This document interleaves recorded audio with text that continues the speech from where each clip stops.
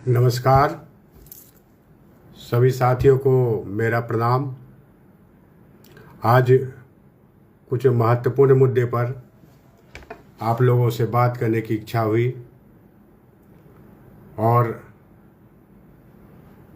बात रखने का, वैसे तो मैं पार्टी का जिम्मेदार पद पर हूँ, जनता दल यूनाइटेड का, लेकिन आज जो मैं बात रख रहा हूँ आम जन की भावना के अनुरूप मैं अपनी बात रखना चाहता हूँ। आप लोग कृपया करके हमसे जुड़ें और मैं बात शुरू करूँ। साथियों, विगत कुछ दिनों से, खासकर मंत्रिमंडल विस्तार के समय से, यानी आप कहें माननीय सम्राट चौधरी जी के शपथ ग्रहण के बाद से, एक बिहार में एक ऐसा माहौल पैदा किया जा रहा है और जिससे कि जातिवादी ताकतों को बढ़ावा मिलेगा और समाज फिर जो माननीय नीतीश कुमार जी ने एक समरस समाज बनाने का काम 20-21 वर्षों के अपने शासनकाल में सभी वर्गों को सम्मान देकर सबों को साथ लेकर चलने का काम किया, उस पर कहीं न कहीं काले बादल मंडराने लगेंगे। मैं आश्चर्य करता हूँ, हमारे नेता हैं, हम लोग उनके साथ समता पार्टी में काम भी किए हैं, माननीय पूर्व सांसद श्री आनंद मोहन जी से। उनके साथ बहुत अच्छा काम हम लोग ने, जब समता पार्टी में 95 से 97 तक 98 तक वो थे, हम लोग काम किए हैं।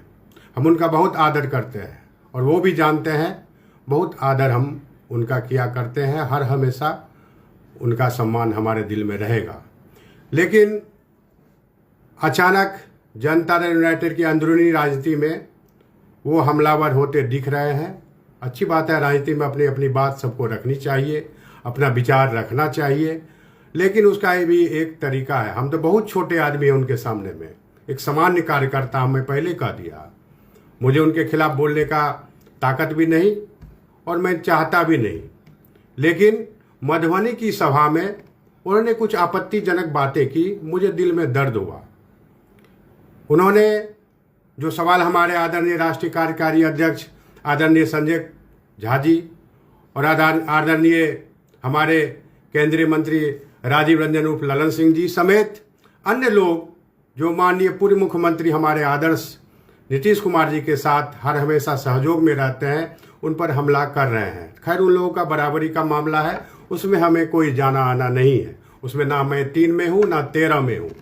लेकिन मधुबनी के सभा में उन्होंने कहा, बोलते बोलते इतना गुस्से में थे कि आदरणीय संजय झा जी पर टारगेट करते करते ये तक बोल गए कि जिस समाज का आज़ादी की लड़ाई में योगदान नहीं, जिस समाज में समाजवादियों से कोई मतलब नहीं, वो राज करेगा।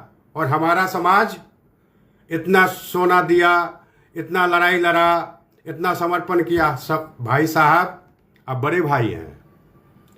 आज़ादी की लड़ाई में हर समाज का उतना ही योगदान है किसी एक समाज का, आपको याद होगा।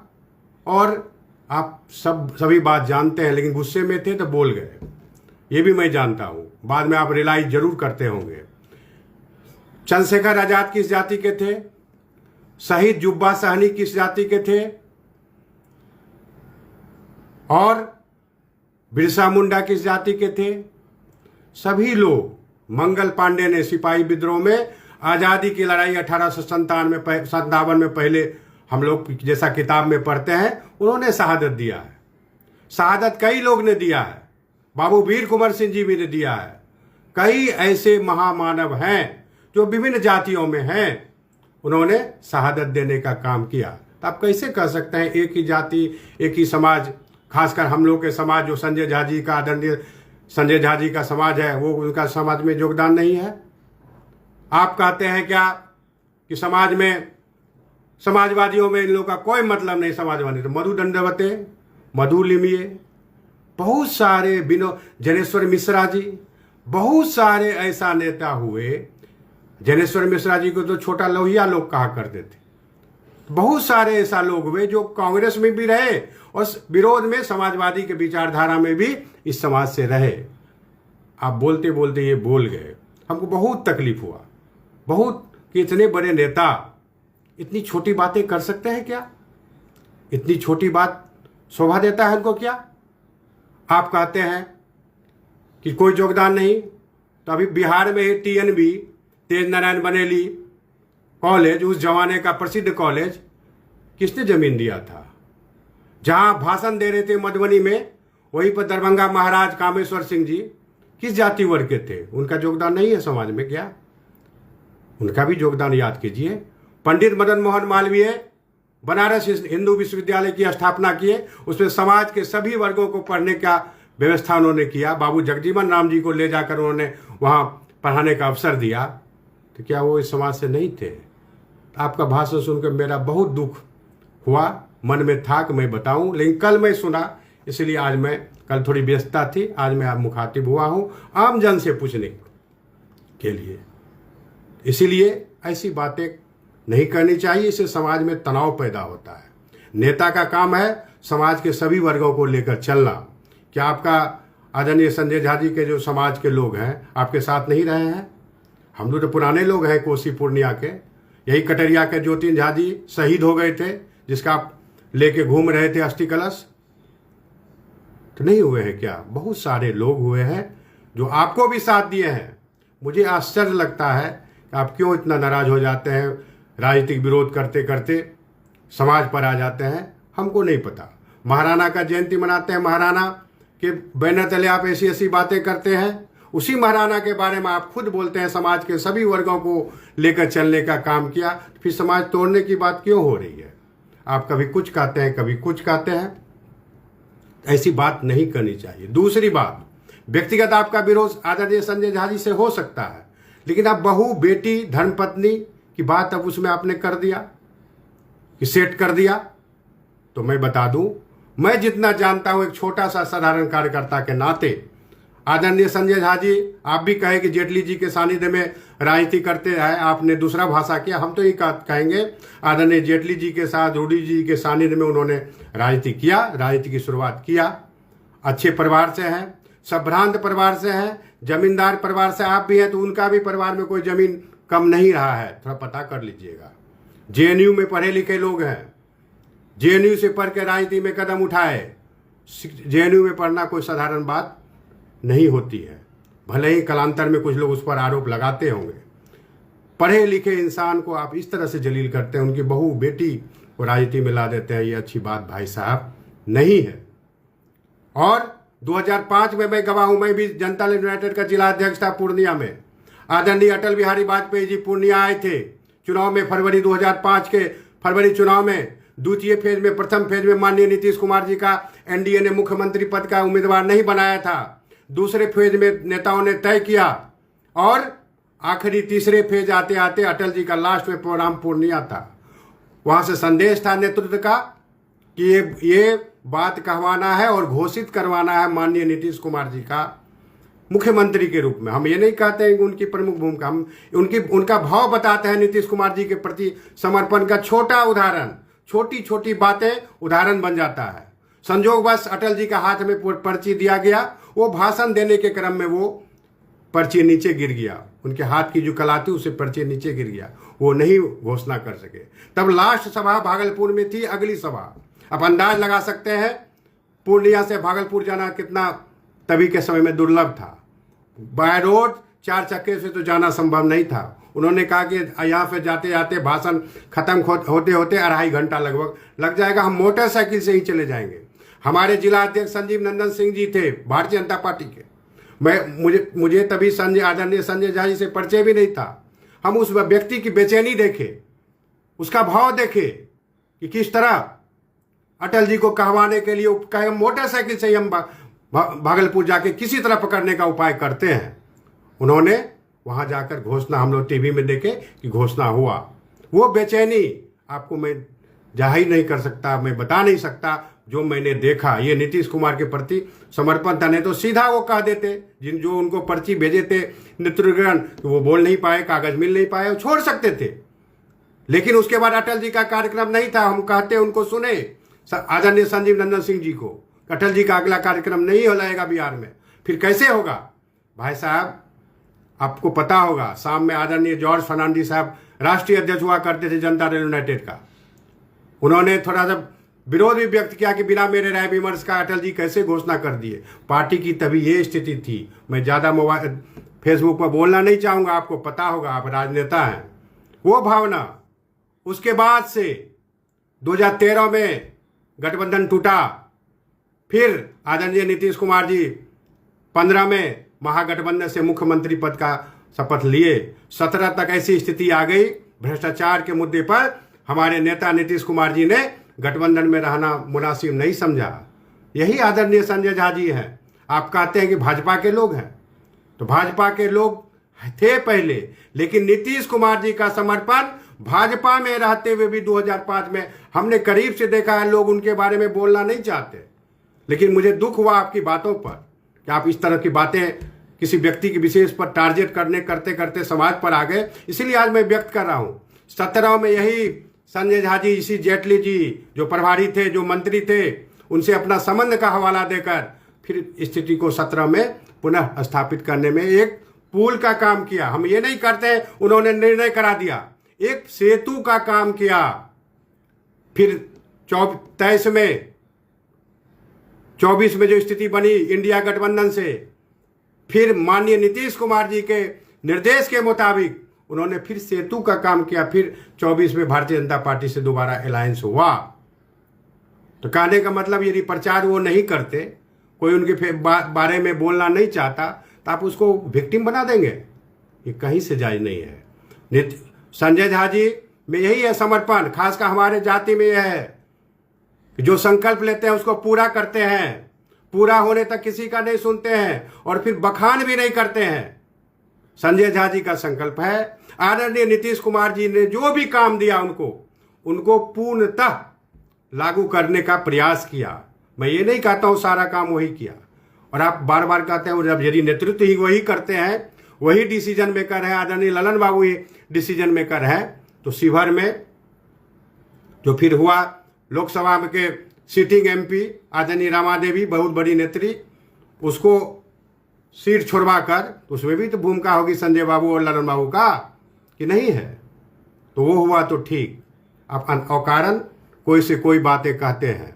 आप कहते हैं कि श्वेता गुप्ता जी को मंत्री बना दिया गया। एक राजनीतिक व्यक्ति होने के नाते मैं जैसा महसूस करता हूं कि सीतामढ़ी में सुनील कुमार पिंटू सिटिंग एमपी था और फिर वहां शिवहर में रमा देवी सिटिंग एमपी था। दोनों वैश्य समाज से आते थे। यदि वैश्य समाज का टिकट कटा, सौभाग्यवश हो या दुर्भाग्यवश, दोनों सवर्ण को ही मिला। शिवहर से माननीय मैडम लवली आनंद जी लड़ी और सीतामढ़ी से देवेश चंद्र ठाकुर जी आदरणीय वो चुनाव लड़े। क्या वैश्य में गलत मैसेज नहीं जाता? यदि श्वेता गुप्ता जी को लाकर शिवहर से और मंत्री पद दिया गया, तो क्या पिछड़ों के साथ न्याय नहीं होना चाहिए? पिछड़ों के साथ खड़ा नहीं होना चाहिए? पिछड़ों की बात नहीं करनी चाहिए? संजय झा जी ने अपने जाति को तो वहां नहीं बिठा दिया। जनता दल यूनाइटेड में किसी अपने ब्राह्मण समाज को तो मंत्री नहीं बना दिया। उन्होंने पिछड़ों के लिए यदि संजय झा जी किए होंगे, नहीं तो मैं तो यही कहूंगा ये सारा निर्णय माननीय नेता नीतीश कुमार जी का है। नीतीश कुमार जी के निर्णय को इंप्लीमेंट आदरणीय ललन बाबू और आदरणीय संजय कुमार झा जी किया करते हैं।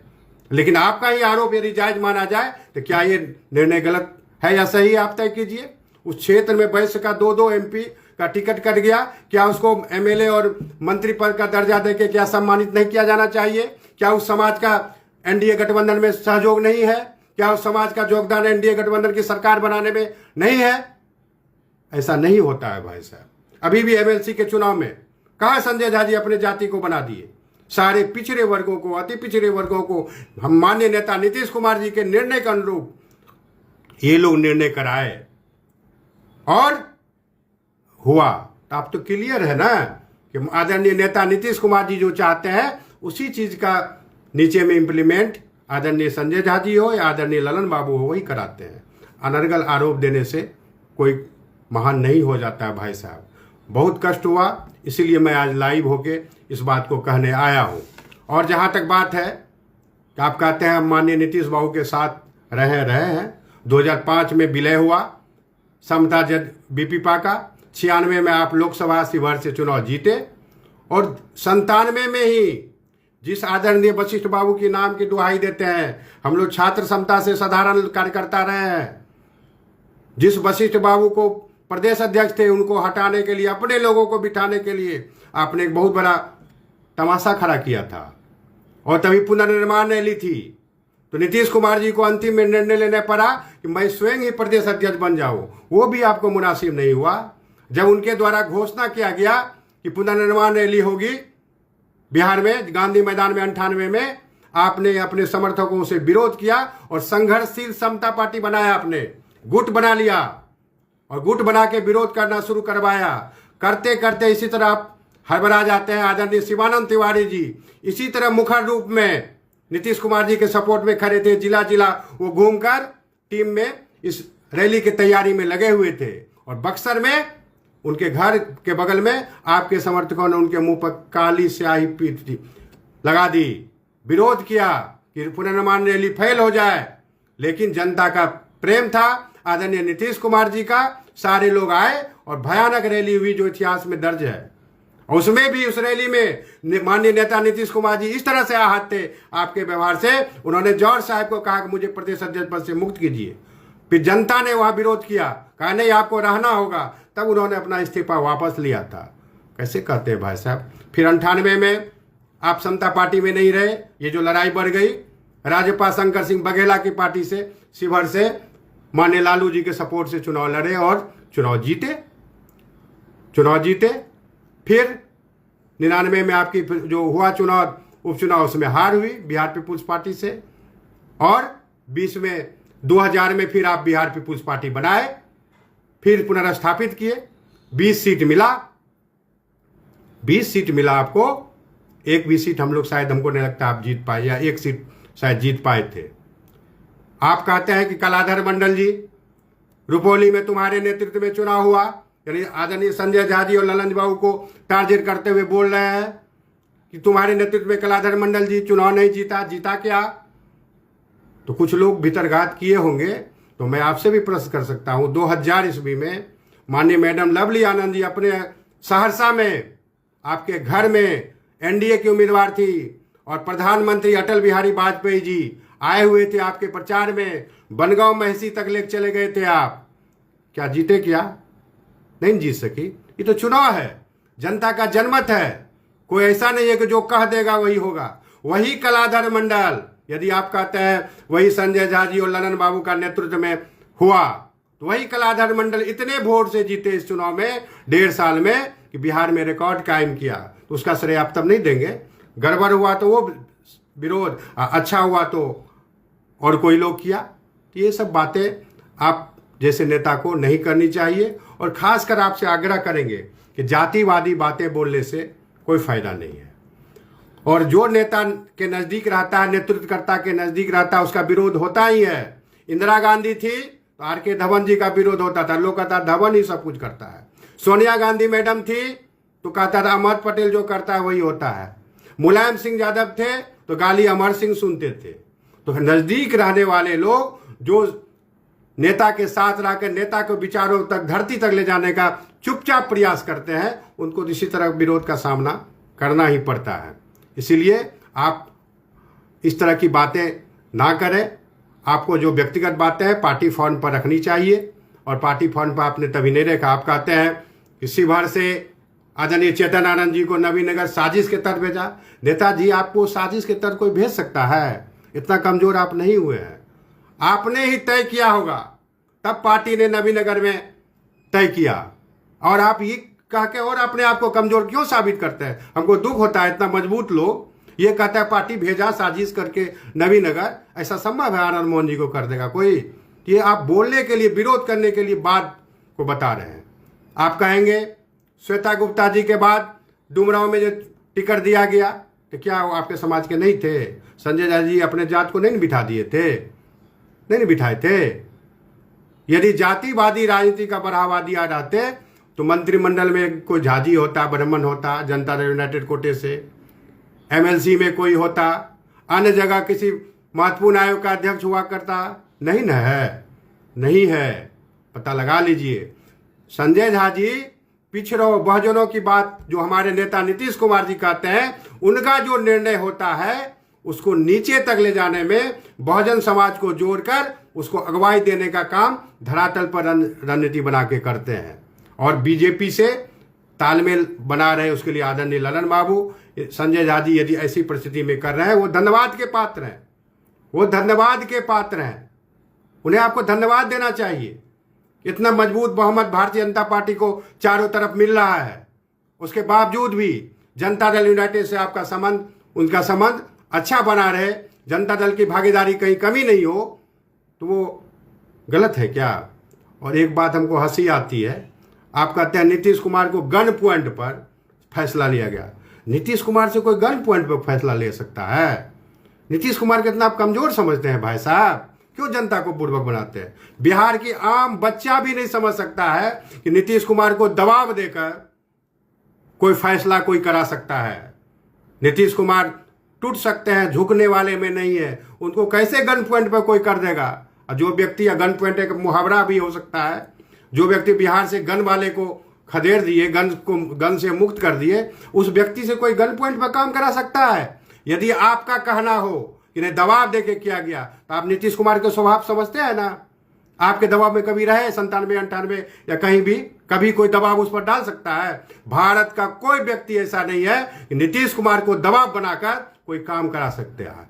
नीतीश कुमार को नीति की बात करके, समझ की बात करके कोई अपना बात रख सकता है, तब उनका आशीर्वाद ले सकता है। ये सब बातें बोलने से हमको लगता है खराब लगा, और खासकर हमको दुख तब हुआ आपके ऐसा नेता बोलते बोलते किसी बहू, बेटी, बहन के बारे में बोलने लगे किसी के। तो आप भी तो नेताजी, आपको भी तो कह सकता है लोग, आप भी तो अब मैडम को ही आगे बढ़ाने के लिए हर समझा है, नहीं किए। आज सरफुद्दीन की बात आप कहते हैं, सरफुद्दीन जी माननीय पूर्व विधायक शिवहर से पूछो कैसे थैली वाला आ गया। अखलाक अहमद जी भी तो आपके साथ गोली खाए, परेशानी में रहे, संघर्ष किए, कृष्णैया हत्याकांड में जेल गए, तो 2000 में 20 सीट मिला था। आप क्यों ने अखलाक अहमद जी को तो टिकट दे दिए थे? तभी नीतीश कुमार जी समता पार्टी से को टिकट देके एमएलए बनाने का काम किया था। तो आप अपना बात नहीं सोचिएगा। इसलिए नेताजी आपसे विनम्र निवेदन है, जात को मत भड़काइए। जात पात की बात आपको शोभा भी नहीं देता। पुराने नेता हैं, आंदोलनकारी हैं, ऐसी बात आप मत करें। आपका कोई व्यक्तिगत बातें थी या है तो पार्टी के प्लेटफॉर्म पर रखवाइए, पार्टी उसको सोचेगी, माननीय नेता नीतीश कुमार जी उसका निर्णय करेंगे। लेकिन अपना फिर वही जातिगत तनाव, कितना अच्छा समाज में भी समरसता है, कोई जाति में भेदभाव है, कोई जाति में सामाजिक टूट नहीं है, नेता भले ही कर दे। हमको नहीं लगता इस बात का असर अच्छा ढंग से समाज के किसी वर्ग को पड़ता हो, और आपके समाज तो बहुत प्रबुद्ध है, ये पड़ता नहीं होगा, लोग समझ रहे हैं। इसलिए मेरा आपसे विनम्र निवेदन होगा कि इस तरह की बातें से करने से अच्छा है कि आप अपनी बातों को अच्छे ढंग से रखें। और फिर अंत में यही मैं कहूँगा, आपसे विनम्र आग्रह करूँगा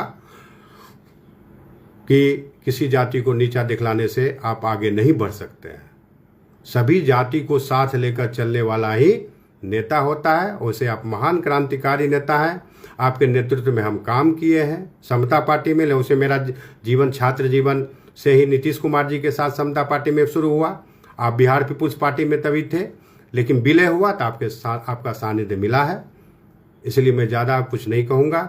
आप कृपया करके व्यक्तिगत हमला करना छोड़ दीजिए और आप मुद्दे की बात कीजिए। मुद्दे पर आप 22 लोगों की बात करते हैं तो 22 लोगों में कोई झाजी का नाम है तो बोल दीजिए। ये तो जनता दल यूनाइटेड में थैली का कोई परंपरा है नहीं।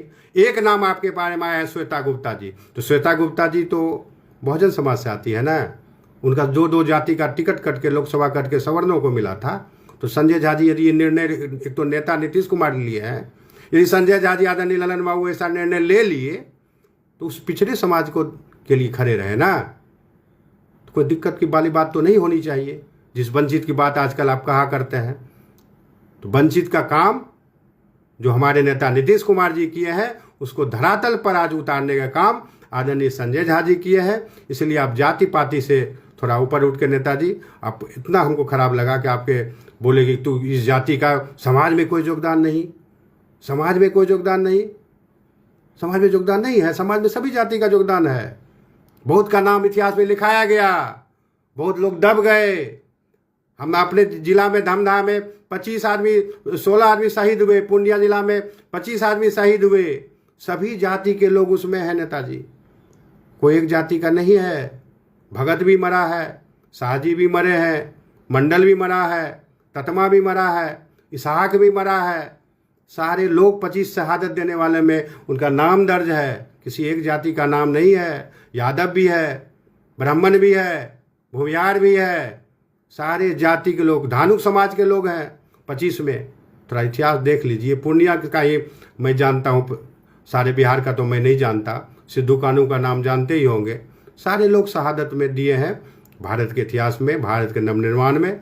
इसीलिए जात विभेद से ऊपर उठकर हमको बुरा लगा, एक आम नागरिक के नाते हमको लगा इस बात को हम आपके तक कैसे पहुंचाएं, कैसे आप तक जाए, कैसे लोगों तक जाए। इसीलिए हमने ये विचार रखा। मैं किसी के पक्ष में, किसी का विपक्ष में ये नहीं आया हूं, लेकिन इतना जरूर कहूंगा कि जो भी निर्णय जनता दल यूनाइटेड में हो रहा है, आदरणीय नेता नीतीश कुमार जी के नेतृत्व में उनका निर्णय होता है। आदरणीय संजय झा जी एक संकल्पित होकर उनके निर्णय को नीचे तक ले जाते हैं। अंतर इतना है, आदरणीय संजय झा जी किसी को कुछ बोलते नहीं हैं, प्रवचन नहीं देते कि हमने ये किया, हमने वो किया, हमने वो किया। आज प्रवचन देने लगेंगे तो कितनों का पसीना छूट जाएगा, कितनों की बात बोलती बंद हो जाएगी। लेकिन प्रवचन आदरणीय ललन बाबू हो, प्रवचन नहीं देते क्या करना है। उनका समर्पण नीतीश कुमार जी के प्रति है और नीतीश कुमार जी का विश्वास उनके प्रति है। यही सबसे बड़ी उनकी पूंजी है और जातिवादी आरोप तो कोई इन पर लगा ही नहीं सकता है। इसलिए मैं आपसे क्षमा चाहते हुए कहूंगा, मैं इतनी बात अपनी भावना में रखा क्योंकि आपने जाति का उल्लेख कर दिया था। इस जाति का समाजवादी आंदोलन में और देश के आंदोलन में लड़ाई लड़ने में कोई योगदान नहीं है। इसलिए मुझे दुख हुआ और व्यक्तिगत रूप से आपने किसी की पत्नी, किसी की बहू, किसी की बेटी की बात कह दिया, सेट किया। सेट किसने किया जनता समझती है। उन्होंने तो अपने परिवार के लोगों को कहीं कुछ नहीं बना दिया, संजय झा जी नहीं बनाया है भैया।